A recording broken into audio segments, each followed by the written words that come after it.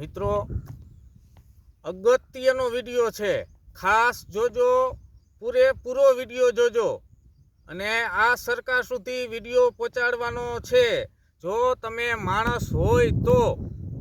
મિત્રો, વાત છે ગુજરાતના 586 એમ્બ્યુલન્સ ડ્રાઈવરોને છૂટા કર્યા છે સરકારે।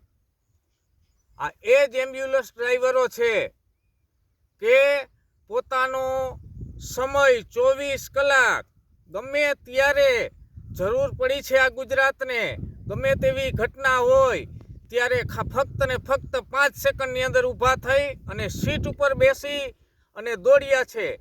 એવા ડ્રાઈવરોને આજ ગુજરાતના 586 ડ્રાઈવરોને છૂટા કર્યા છે આ સરકારે। મુદ્દો એવો છે કે ગુજરાતની પીએસસી સીએસસીમાં હાલતી 586 એમ્બ્યુલન્સો આ સરકારે 108ની અંદર કન્વર્ટ કરી દીધી, પણ સરકારે એ ન વિચાર્યું કે આ 586 ડ્રાઈવરોનું શું થશે।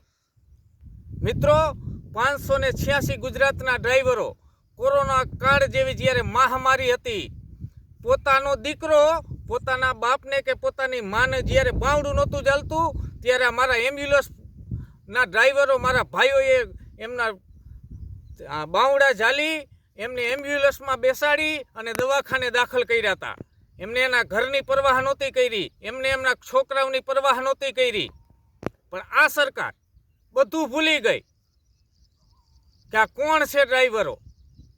ઘરનું નહોતું વિચાર્યું, એક બટકું મોઢામાં હોય, એક કોલ આવે, દોડી અને ડ્રાઈવર સીટ ઉપર બેસી અને ગમે એવી દુર્ઘટના બની હોય ત્યાં તાત્કાલિક પહોંચતા।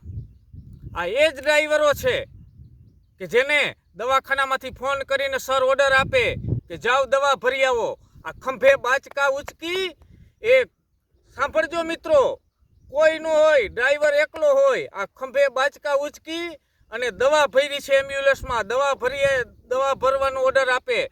સર કૈસે ચાલો વિઝિટમાં જવું છે, જયમાં ન હોય છતાં સરના પાસે એ કામ કરાવે। સર કી એમ કામ કરતા અમારો આ ડ્રાઈવરો, એ આ ડ્રાઈવરો છે અને અચાનક એમને છૂટા કરી દીધા।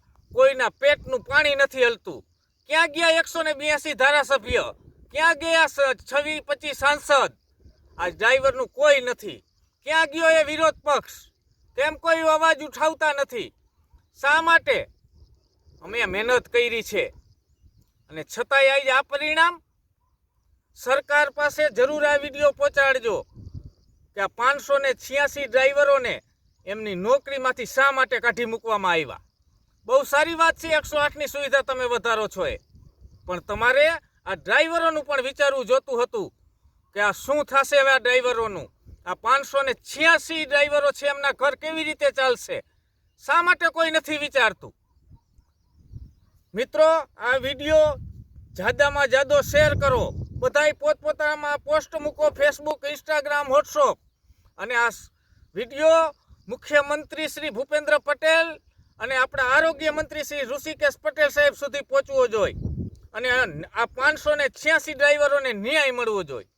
જય હિન્દ, જય ભારત।